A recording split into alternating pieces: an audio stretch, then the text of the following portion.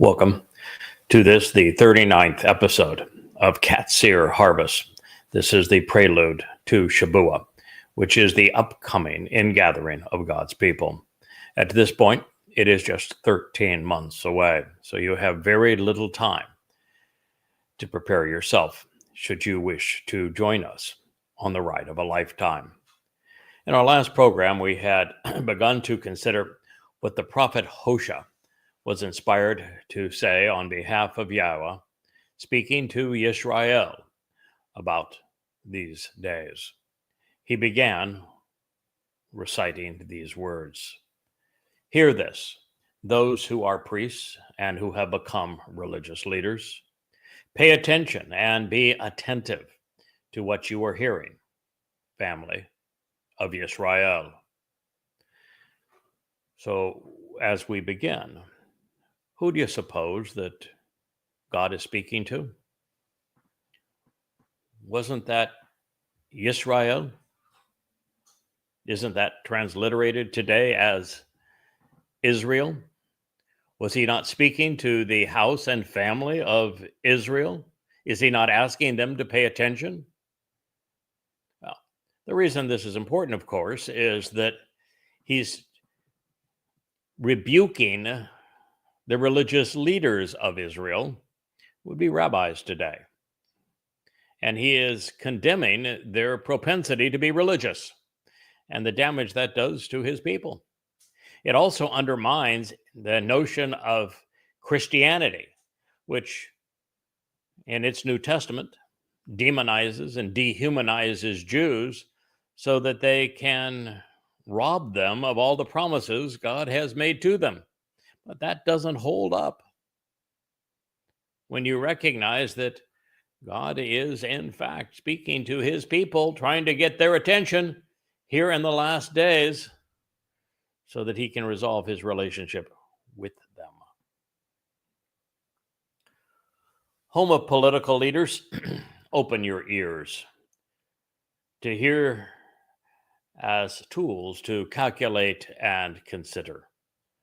For this assessment applies to you. Oh, he's talking really too well. There's a very handsome co-host there, Wookie. I appreciate you trying to coordinate apparel here with me. So, God has two foes among his people. And it's interesting that those foes are the most respected among Jews, which makes God very unpopular, which is probably why they never say his name.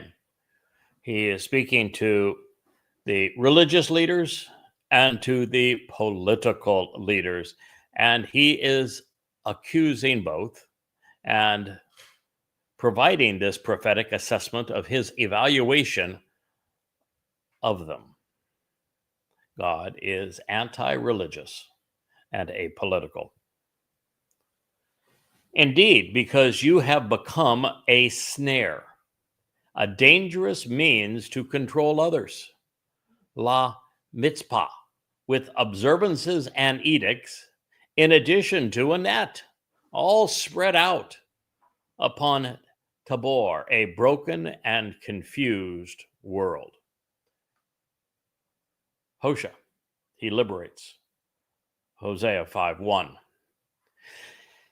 So God's assessment of his people's, Israel's, propensity to be religious and political is that politics and religion in Israel, which would be that which is influenced by the Haredi, which is the ultra-Orthodox version of Judaism and the controlling force of Judaism in Israel. They are parasites with absolutely no value whatsoever.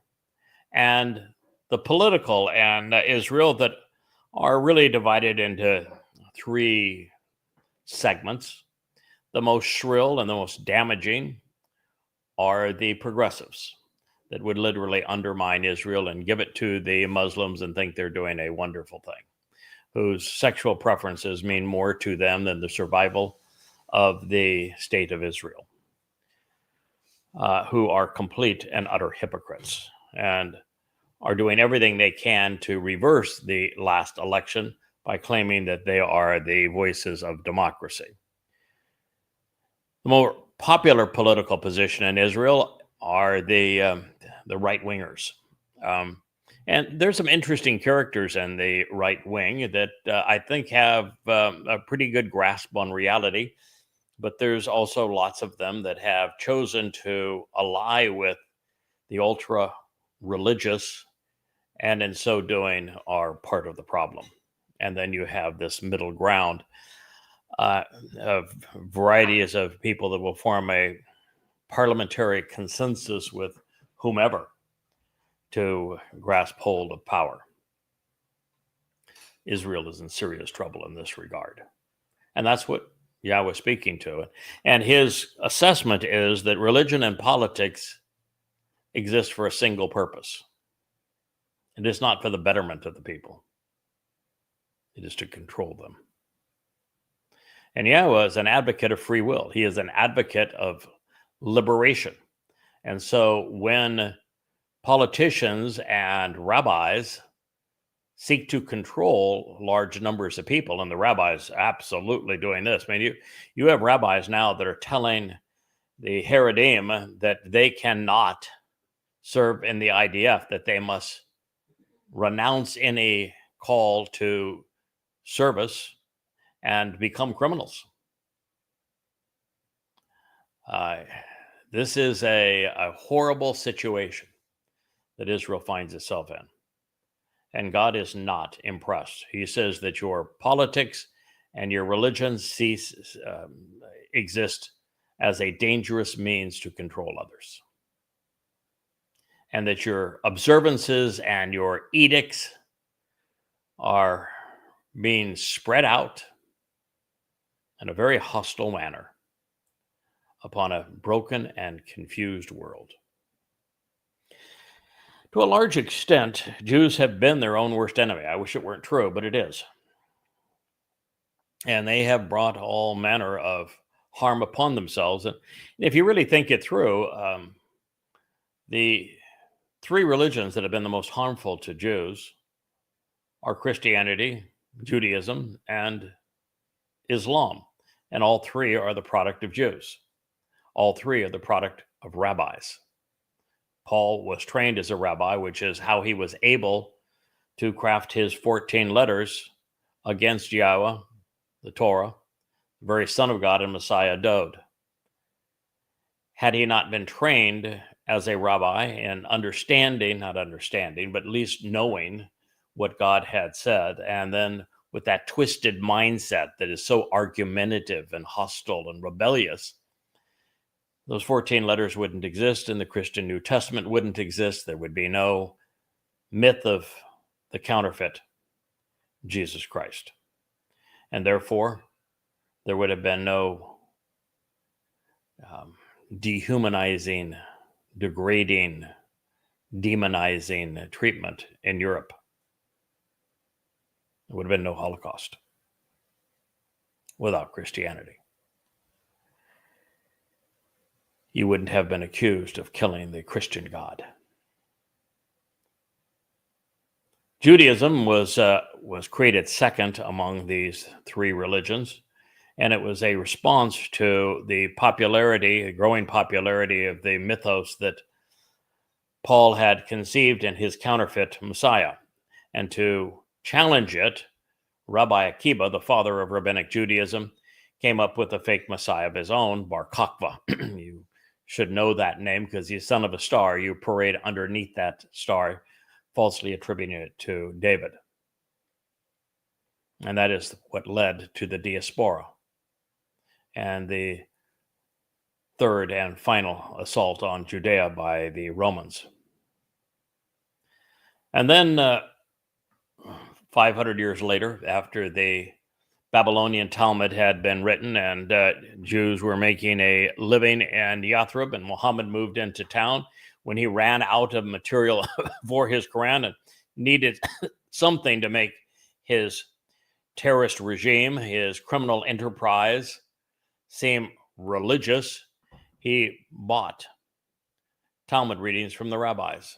And everything in the Quran that seems religious is actually a direct result of rabbis selling Muhammad that material, which Muhammad then twisted to suit his agenda. All three religions are the product of rabbinical malfeasance. And think of the harm that has been done to God's people as a result of them. This is God's point. He goes on to say the rebellious insurgents who are openly defiant, speaking of political and religious Jews, are intensely and deeply murderous, even genocidal. And so I will judge them, inflicting the appropriate penalty on each of them, which is to incarcerate the totality of them. Hosea 5:2. You know, it's pretty shocking when we hear God, his name is Yahweh, accuse his people, religious and overtly religious and overtly political Jews, of being murderous, genocidal. But that's how God sees it, because the politics and the religiosity of Jews is what has estranged them from Yahweh all this time for 3,400 years. The children of Israel on the Exodus couldn't get out of their own way. They brought the tragic religious myths, deadly, demonic religious myths of Mitzrayim with them, and they would never give it up. And they still haven't given it up.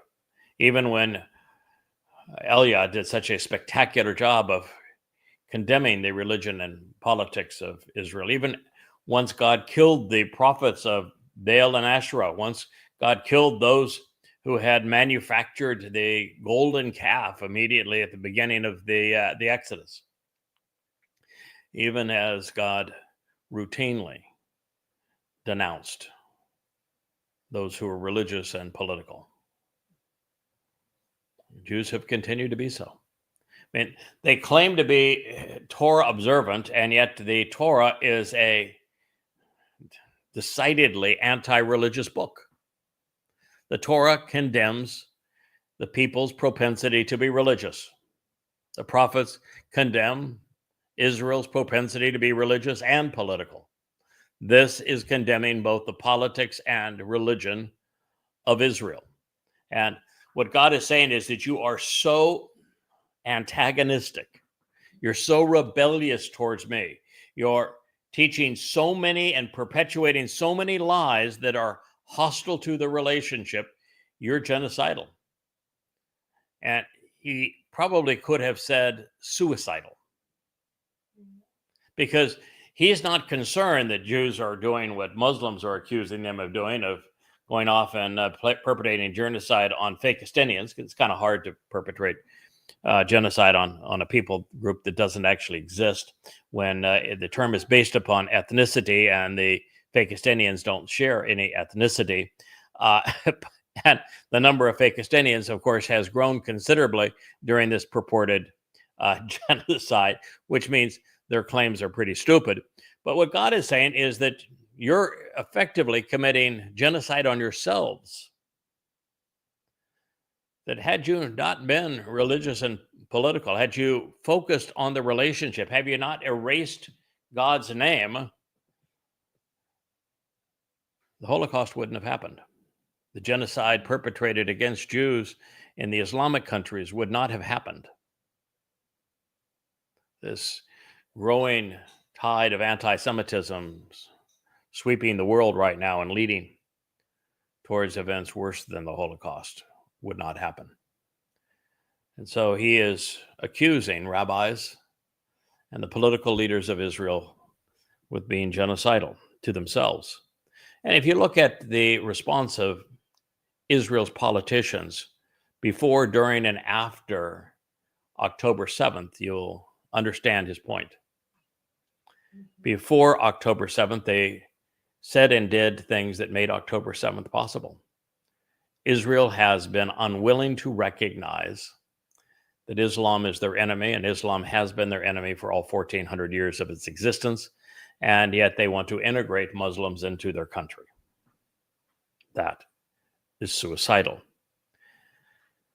Because the IDF likes big fancy airplanes and tanks and high technology, and revels in their prior successes against the militaries of Egypt and Jordan and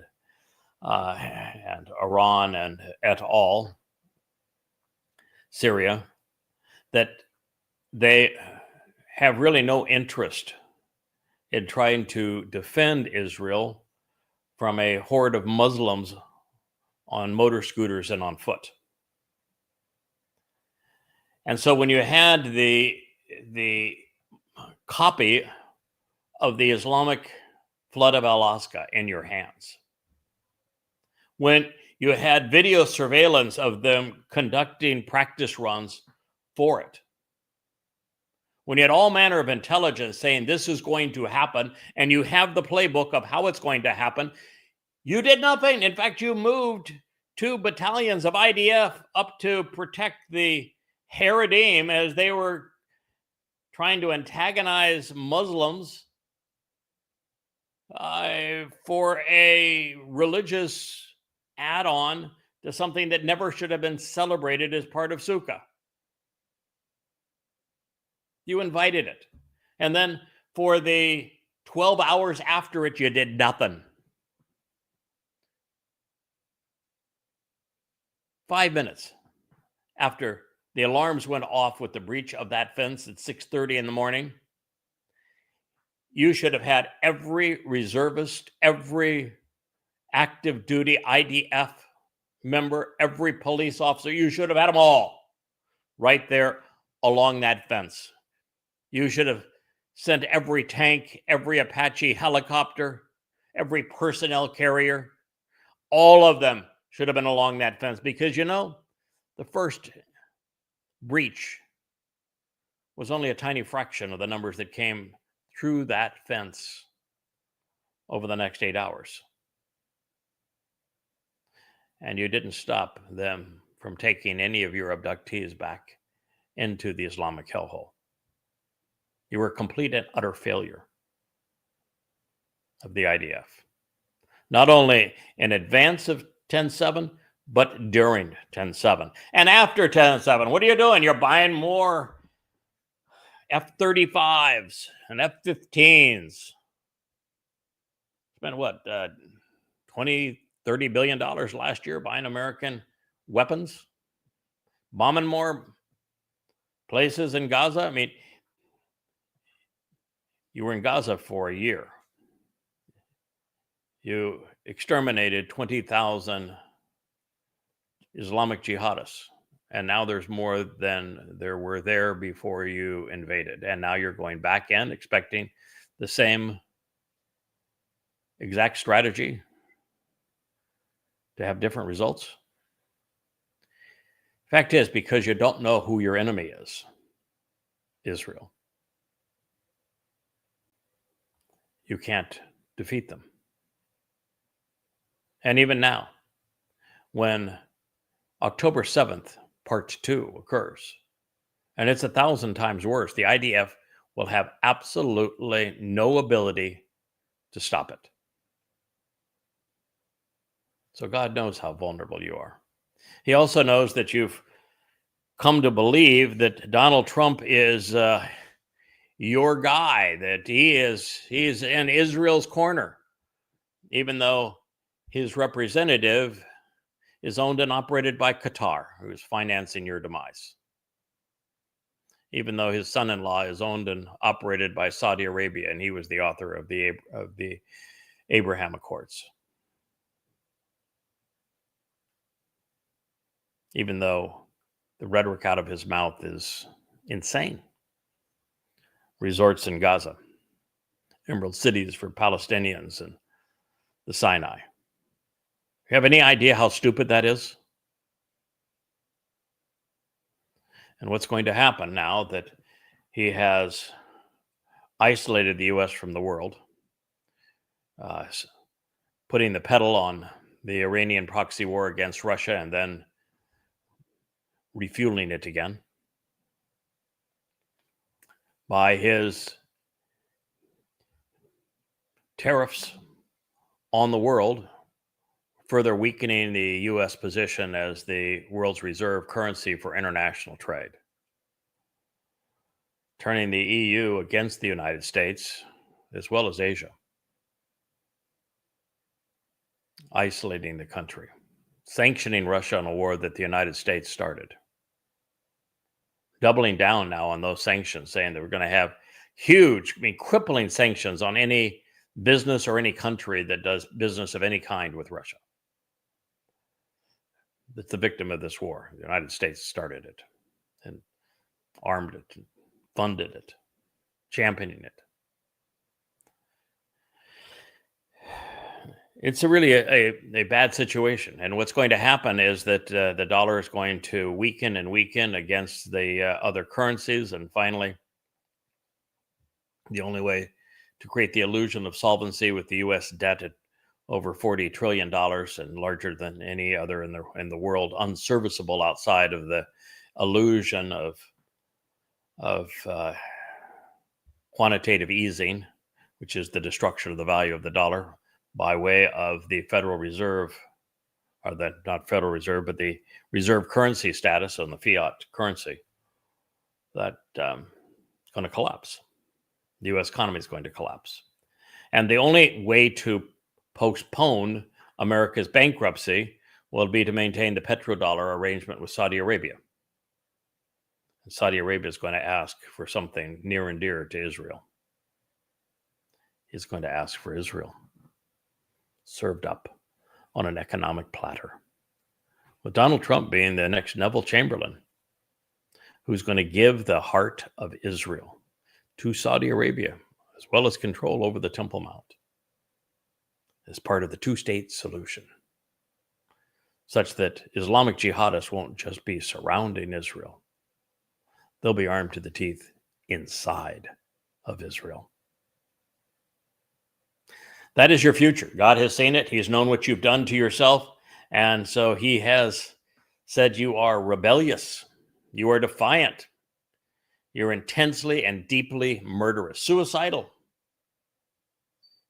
And so he's saying, I'm going to judge you. I'm going to inflict the appropriate penalty on you, talking about Israel's religious and political leaders. It says, I'm going to incarcerate the totality of you.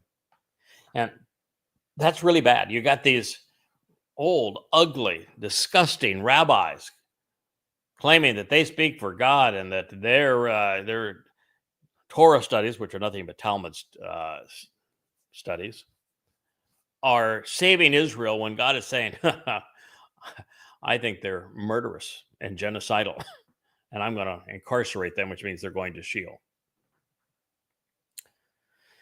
The proponents of religion are, from God's perception, and that's the only one that really matters, hostile to him. And they're hostile to the well-being of his people.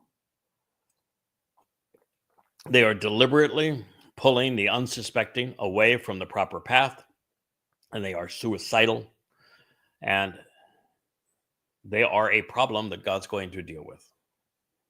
They've earned a ticket to hell. God continues, I myself am aware that Ephraim ashes and Yisrael struggling with God. They're not hidden from me. For now, Ephraim, worthless specks of carbon, is unfaithful, immoral, and disingenuous as a religious whore, and Israel is defiled. Hosea 5:3. This is actually a pronouncement that is prophetic of the adulterous woman in the Torah. You'll find it in Bamidbar, Numbers 5. And the story is that there is an exceedingly deserving groom that is coming from his chamber, and he wants to have Israel as his wife. He wants to be betrothed again to his people. But unfortunately, that can't happen because his desired bride, Israel, is a whore. And she's filthy from God's point of view. And the bridegroom here is David, God's beloved son, the returning Messiah, our king. And Yahweh is not going to conduct a marriage between his beloved son and a whore. He did that once before. That's the story of Hosea. He told Hosea to marry a religious whore so that Hosea would have some empathy for what God was enduring with Israel. You are that whore, Israel. Yeah. And so the purpose of Numbers Midbar 19, which is the story of the Adamah thought to be the red heifer. It's actually the productive man of the earth who is fruitful as a bull. His purpose, my purpose, is to prepare you for that wedding, which will take place on the day of reconciliations. How about that? Yahweh's homecoming and the family reunion on Yom Kippur in year 6000 Yah, which is October 2nd, 2033. And Israel, if you're going to attend that family reunion, you're going to need to get prettied up. You're going to need to have your whoredom removed. Yes, you need a religious octomy. Political octomy. You need all traces of religion and politics removed so that you can stand before your Messiah and God. And that's the purpose of the sacrifice of the Adamah Parah. It has been a very long time since Jews listened to their God or even spoke his name. They asked him to shut up and go away, and he honored that request. And instead, he spoke through a brilliant group of prophets, and he chose some, he thinks articulate witnesses. You may not think so because you don't like what I have to say. But what I have to say is what God wants you to hear. And while Yahweh's people are only marginally more responsive now, this is going to change. Although the fact remains that for the past 3,000 years, according to God, Jews have been their own worst enemy. Well, they created the three Abrahamic religions that have been so caustic to the lives of Jews. God continues. Their cultural traditions, their societal customs, their religious practices and political dealings, him, do not preclude a return to their God. Indeed, it is certain that an illegitimate and duplicitous spirit is within them. Therefore, they do not know, they do not understand, they're unaware of Yada Yahowah.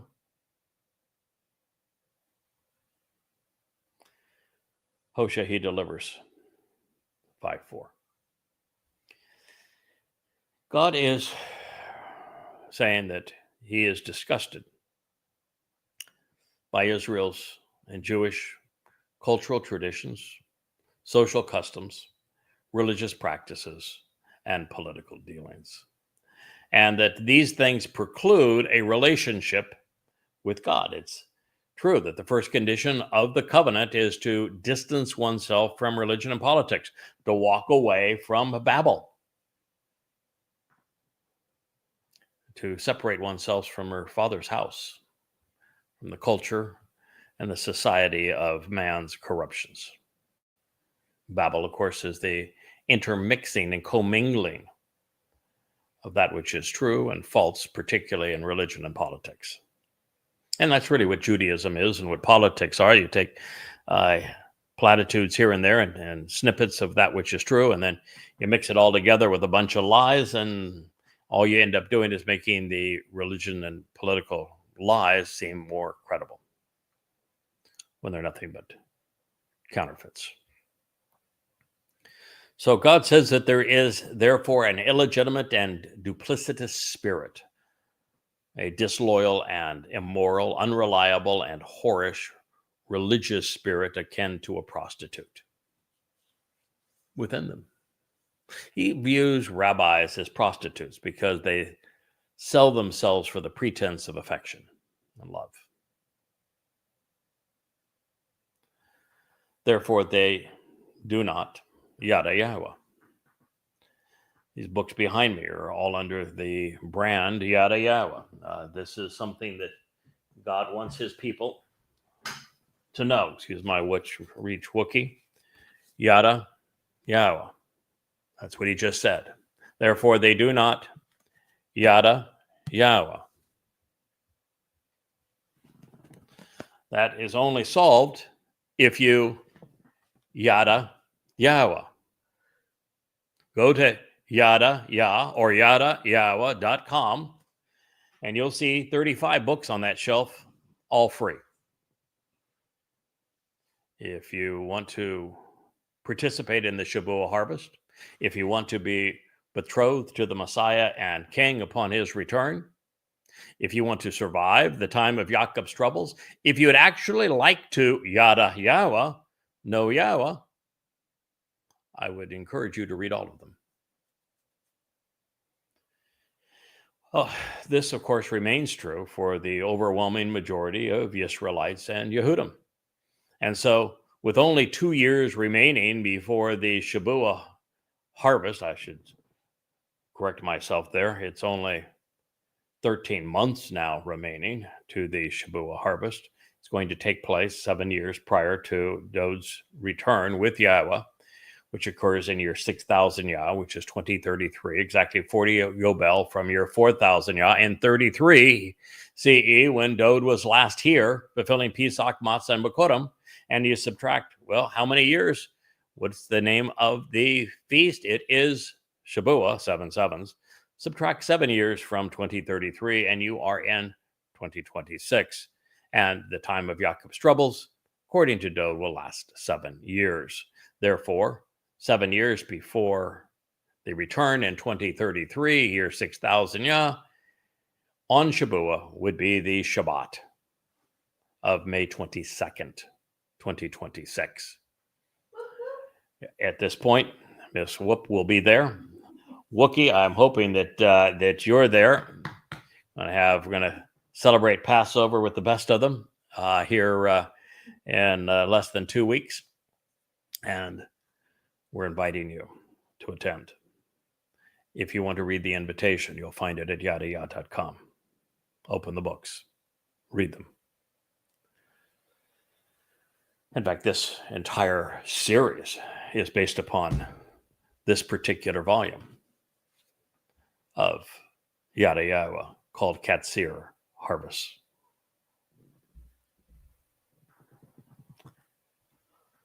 So with just 13 months remaining before the Shabuah harvest and 8.5 at the time of this program in April of 2025, before the fulfillment of Towrah and the preparation of the adulterous woman so that she can be betrothed to the returning Messiah, well, all of these attitudes must change for there to be productive harvests and a reconciled marriage.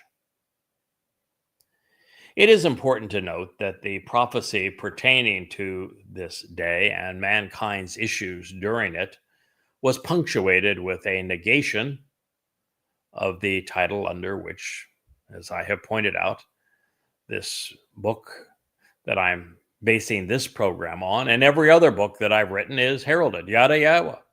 So you can consider it an endorsement or an invitation, something that Yisrael has not heard in a very long time and needs to have resonate so that they rebut the political and religious.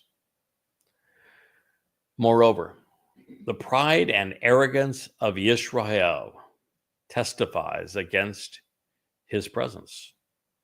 Therefore, Yisrael, those who contend and struggle with God, and Ephraim, worthless specks of carbon, will falter. They will stumble and fall, and they will be overthrown in their perversions, corruptions, and libelous errors.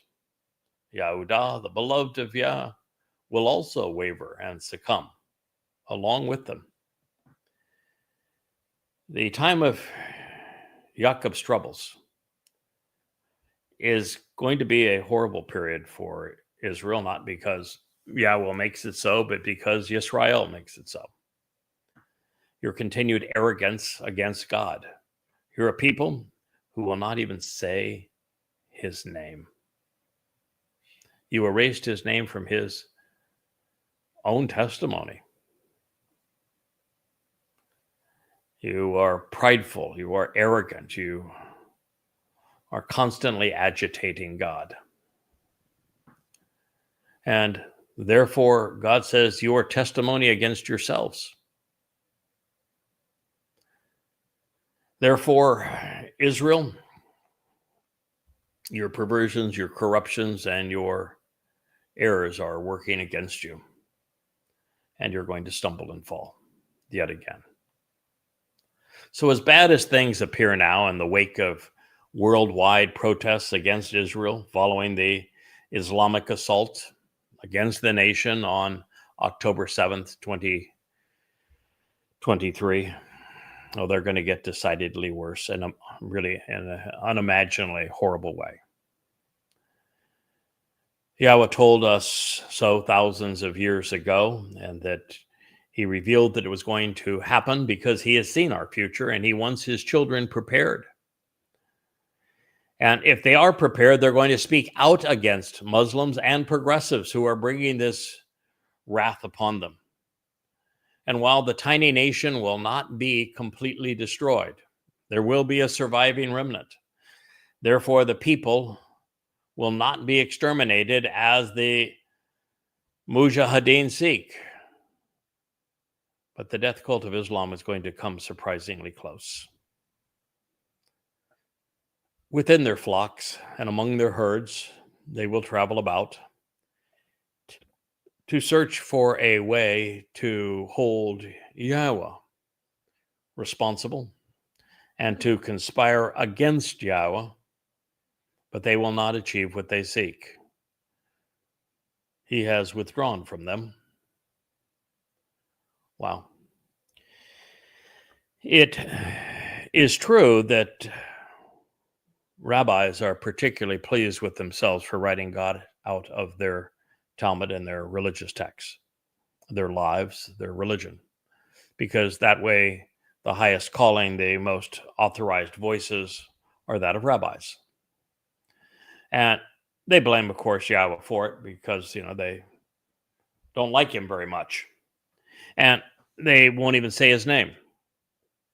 And Jews for a very long time have been ostracized from God, and they have blamed him for their failings. They will occasionally give him credit if they win a miraculous battle, but he's not fighting for Israel. Not now. He will. But he can't fight for Israel now because he doesn't know Israelis. They don't know him. He can't fight for those who oppose him. If he had fought on behalf of Israel now with progressive and religious Jews, he would be aiding and abetting those who hate him. So he can't do that. And while so many have accused Yahweh and denounced him, erased his name, eliminated his presence from people's lives, replaced his Torah with the Talmud or a New Testament or a Quran, God says, I'm having nothing to do with this. I'm simply going away. I'm removing myself from you. I will not be in your presence. You ought not speak about me because I'm not there. I have no influence on you. You cannot achieve what you want, which is to conspire against me, because I'm not even part of your lives. And that is because you have been untrustworthy and unreliable, having betrayed and been treacherous in your dealings with Yahowah. God didn't pick this fight, Jews did.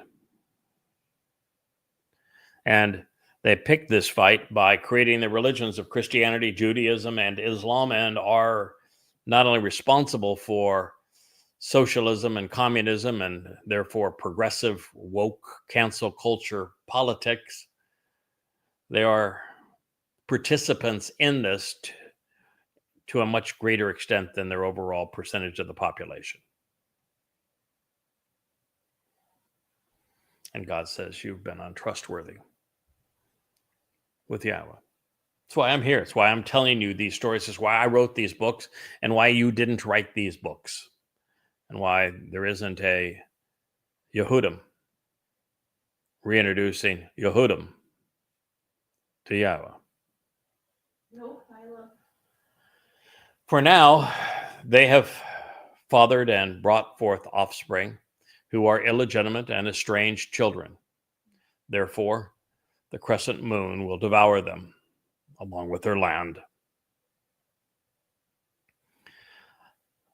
It's a whole lot of centuries. 30 some odd, 34 centuries that you've been estranged from Yahowah. With only brief moments of the relationship taking shape, and even then with the minority of the people. And that must change.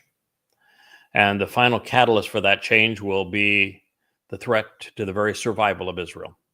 You're going to be put right to the brink, where the crescent moon is going to essentially devour Israel and the land, killing Jews at a much greater rate than was witnessed during the Holocaust.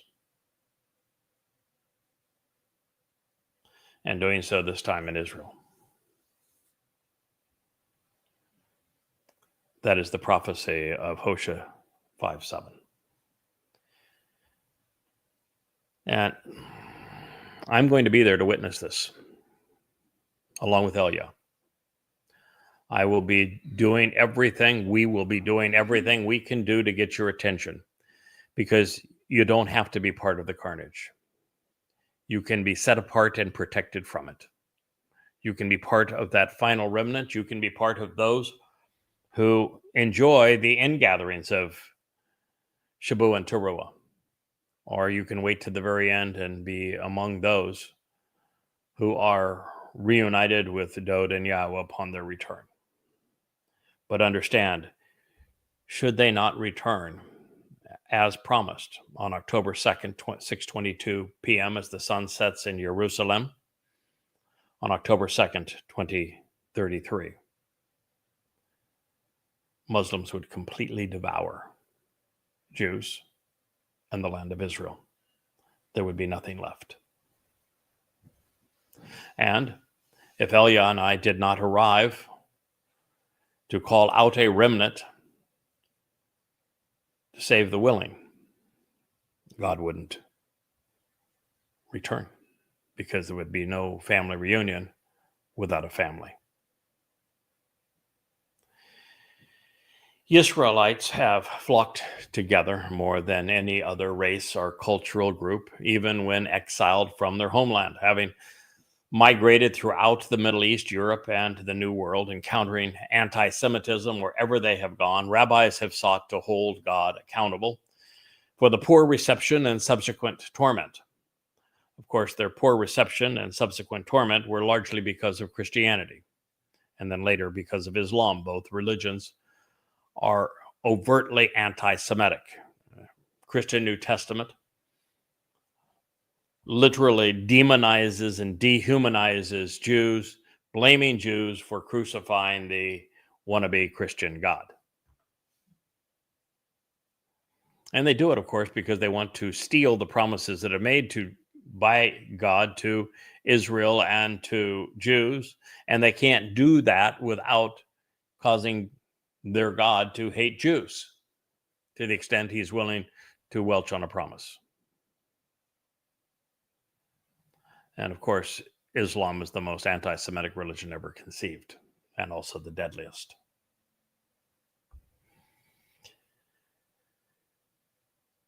Having rebelled against Yahweh's instructions, the consequence of which is to be excluded from his protection, leaving Israel and Jews vulnerable to Muslims, who are represented, of course, by the crescent moon. And this is particularly sad when one realizes that by selling those Talmud citations to Muhammad that he twisted to create the Quran, rabbis aided and abetted the religion which declared war on Jews 14 centuries ago. And that the colloquial definition of insanity is continuing to do the same thing over and over again while expecting a different result. One must ask why, after 3,000 years of subjugation and abuse, are Jews continuing to act the same way? Not only toward God, but preferring their religion and politics over a relationship with the Yahweh, to come home, to be protected, and to live. This must change. And so, to encourage that result, I wrote the following poem, which has subsequently been turned into a song by the same covenant member who once worked with me, but has now sought to betray me. So I know some of what God is dealing with. Shalom, Yisrael. Peace in this time of war. The Shem of El will open heaven's door. Why have you erased my name? I know you, but you do not know me. Isn't that a shame? Moshe told you, Yahweh is my Shem, right in my Torah, and without synonym. I spoke with you then, in blazing flame and booming voice, but you pushed me away. It was not your best choice. Now I call out again, Yisrael Shalom. Listen, hear my call. Why roam when you can come home? You have gone it all alone. It has not worked out well. Living in denial, you put me on trial. So now, where are you to dwell? Do tell. You are becoming hated by everyone. You are a house divided. While I still love you, why remain misguided and undecided? Moshe told you, Yahweh is my Shem, right in my Torah, and he did so without synonym. Look up, not down. There is life in my name. This isn't a game, but you bear the blame all the same. Terrorists attack. More will come. I could stop them if not for the rabbinical scum. In this time of trouble, you need not succumb. Some will rely on me, and they will have chosen a different outcome. So now I have a herald. He sings for me. He sings to you. It's time you sing on key and agree. Moshe told you, Yahweh is my Shem, right in my Torah, and without synonym. Yahweh is my Shem. Yahweh, and Yehudim have been suffering through a protracted divorce. But God has not forgotten his people, seeking a different outcome based upon a change in attitude. Yahweh asks in advance of Shabuah and the fulfillment of Towrah. Blow, sound, blasting the shofar upon the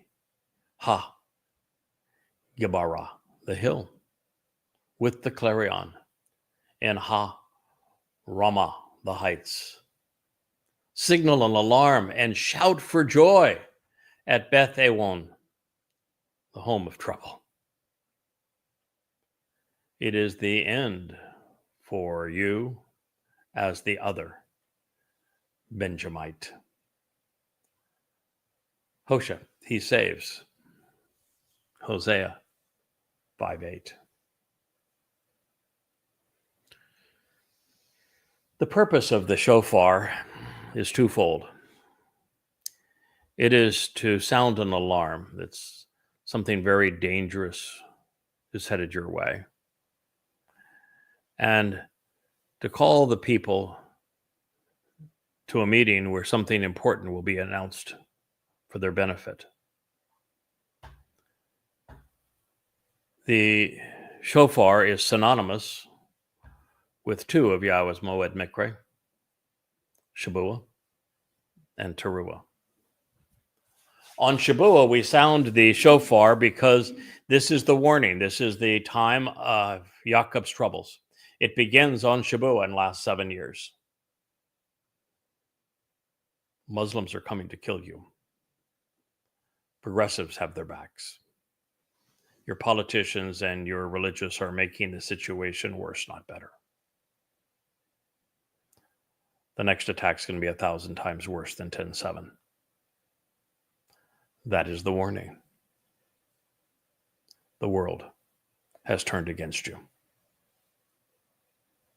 The only way out is the message that is being heralded by the man of Shabuah, the Zeroah, the one cultivating this final harvest.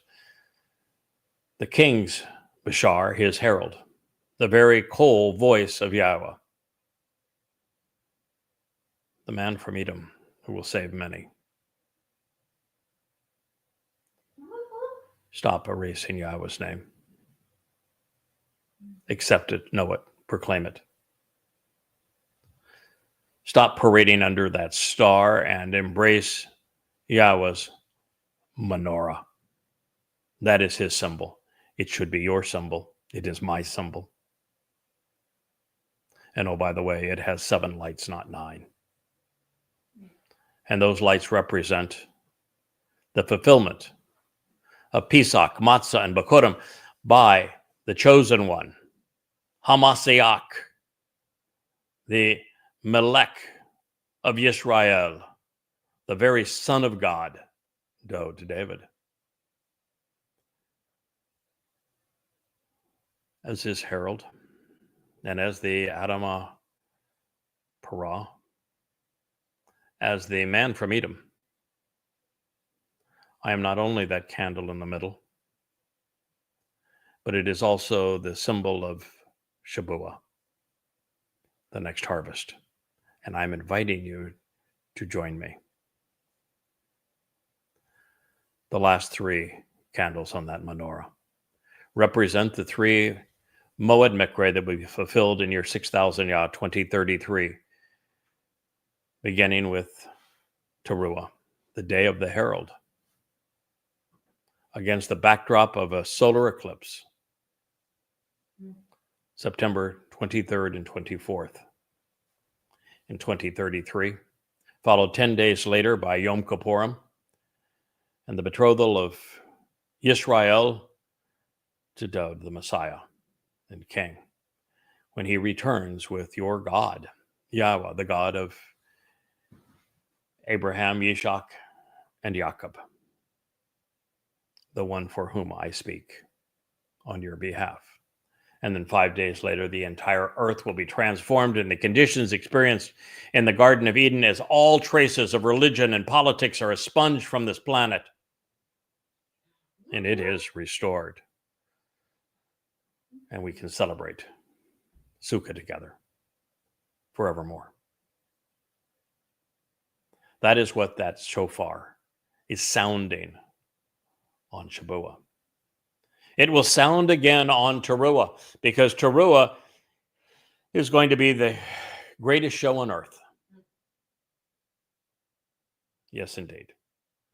There will be a final gleaning of God's people as the sun sets on the Friday evening, the beginning of the Shabat of Towrah in 2033, September 23rd in that year. And it will be an olive gleaning, as the chodar is the very stick that will shake that tree and knock off those olives that are ready to be harvested by God. And they will rise into the seventh dimension that evening. But at that same time, I, as the Zeroah, the crag, will be keeping a remnant of Yisrael back, protecting them. And then on the next day, I will prepare them, because I will be the sacrifice of what's called the red heifer, although it is the Adam Parah, bloody red man of the earth, who is the most productive of bulls. And I'm going to allow Satan to take my life to sacrifice my physical body, my Bashar. Just as Dod's Bashar was sacrificed by Rome to fulfill Passover, mine will be sacrificed by the ultimate beast, the corporal manifestation of Satan himself, on the southern end of the Temple Mount overlooking the city of Dod. And that's when the show begins.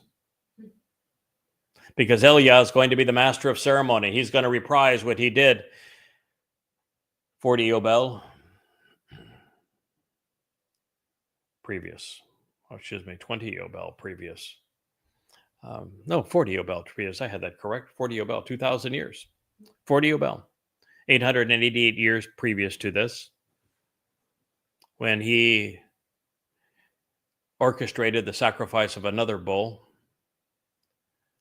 to embarrass and condemn the propensity of his people to be political and religious.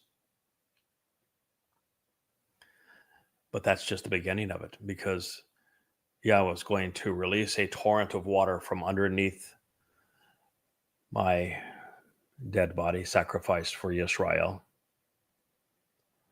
that will purge Israel, along with this fire that he is going to ignite, which flames will dance up into the heavens as the waters fall off the Temple Mount and prepare the adulterous woman that is Israel for her wedding to the returning Messiah Dod just 10 days from that moment. It will be a grand spectacle. And one way or another, I would like you to be there. Whether it is you're one of those who returns from Shabuah and that harvest, you return the following day as an immortal being on Towrah, or you're there as this final remnant. That is the purpose of this final blasting of the shofar.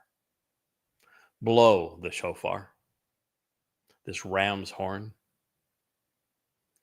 upon Ha-Gibah, the hill, with the clarion in Ha-Ramah, the heights. What do you think the hill is? What do you think the heights are? It's Moriah, Olives, Zion. Signal the alarm and shout for joy. Ruah, the basis of Towrah, at Beth Awan, the home of trouble, because the troubles are finally over. You can come home. It is the end for you as the other Benjamite. The other Benjamite, of course, is the most horrible of them. Shaul, Paul, that created the religion of Christianity. It's over for Christianity. It is over for rebellious Jews. The shofar is blown to announce the two Moedim that are harvest, Shabuah, Towrah, as is the case with both. They are joyous homecomings to Yah, and the alarm is being sounded against a troublesome Benjamite known as Paul, the founder of the Christian religion, second and third only to Judaism. Christianity and Islam represent the longest standing and most debilitating foes of the Jewish people. This realization is underscored by the realization that religious Jews are directly associated with Benjamin. And that's sad because he is the wolf in sheep's clothing devouring Israel, just as Yahweh predicted during the birthright ceremony of Benjamin. He would be the wolf. He would be the one devouring Israel.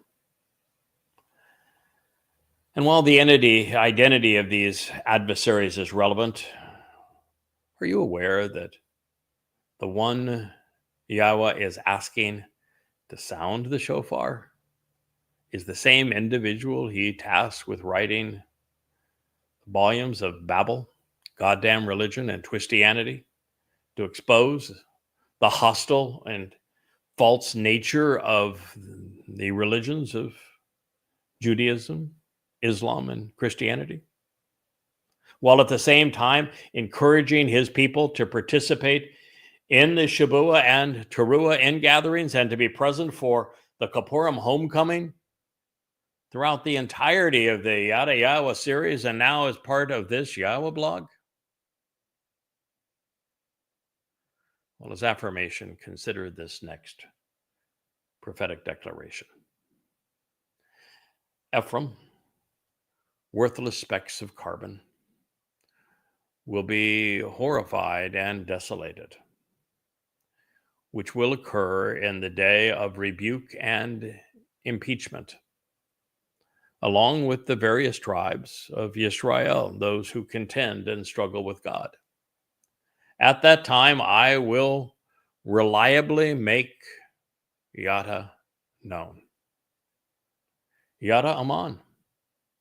I will be known and acknowledged for being truthful, dependable, and enduring. With Yada and the Hiphil perfect, God is acting at a certain point in time to acknowledge and make known Aman, that which in the Niphil participle reveals that he will carry out and receive the benefits of being reliable with Yada in a profound way. Hosea, he saves 5:9. More than any other mission, Yada is charged with the responsibility of cultivating the Shabuah harvest and the Towrah ingathering, as well as the preparation of the adulterous woman for her betrothal to the ultimate groom, the very Son of God.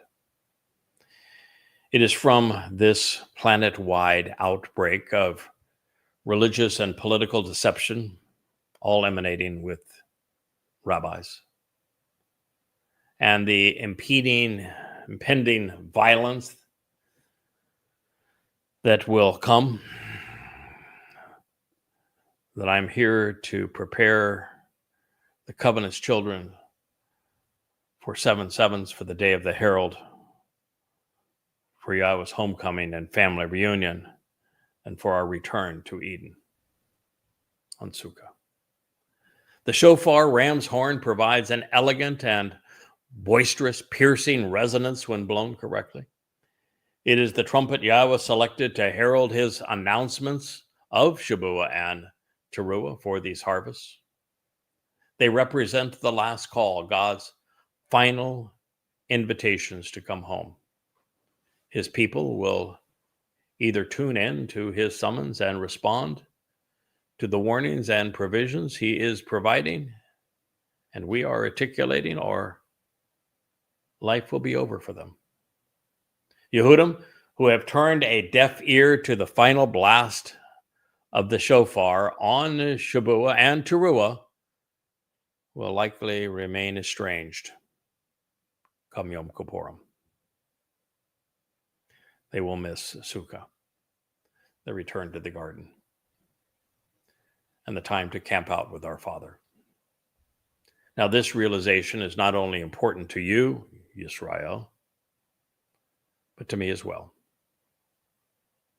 You see, I was summoned by Yahweh on Towrah, the day of Ruah, of signaling the alarm and shouting for joy, in the fall of 2001, when there wasn't much joy, but there was quite an alarm.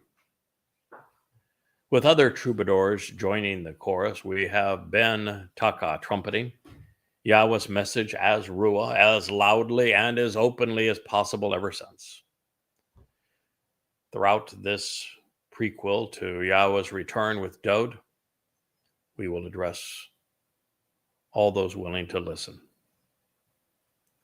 and particularly those who have been misled and who are unsuspecting in a world on the cusp of destroying itself, all while cultivating the harvest. This is our calling. This is our time. This is your moment. The government and religious leaders of Yehudah are perceived as untrustworthy and disloyal deviants.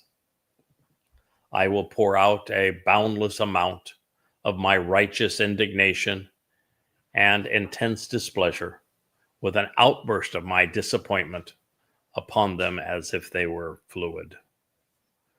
Hosea, he saves, Hosea 5:10. We have an opportunity right now to blow the shofar, and my lovely wife and producer is going to see if she can do it on a moment's notice.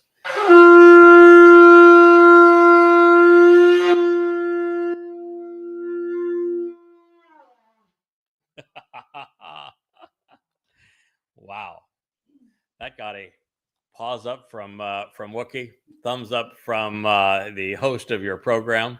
We are delighted to be able to conclude this presentation of the harvest of Shabuah and Towrah on that note. Thank you for listening.